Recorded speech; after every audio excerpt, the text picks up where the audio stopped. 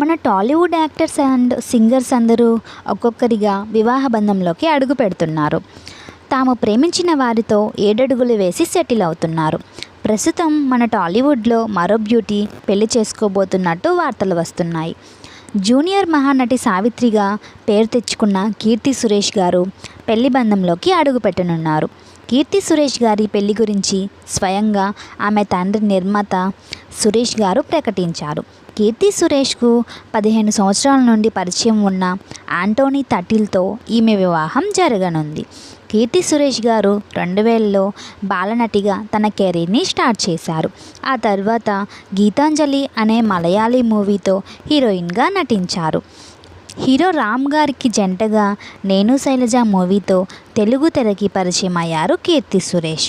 ఈ movie super hit కావడంతో వరుస ఆఫర్స్ వచ్చాయి.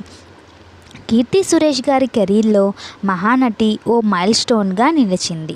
ఈ మూవీకి గాను జాతీయ అవార్డును కూడా అందుకున్నారు కీర్తి సురేష్.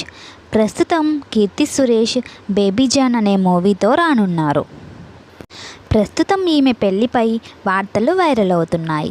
ఈ ఏడాది డిసెంబర్ 11, 12 తేదీల్లో వీరి పెళ్లి జరగనుంది.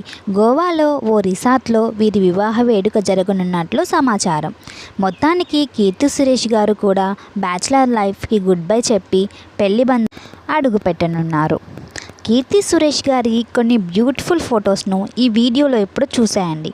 వీడియో నచ్చితే లైక్ చేయండి. అలాగే మన ఛానల్ని సబ్స్క్రైబ్ చేసుకోండి. Thank you for watching.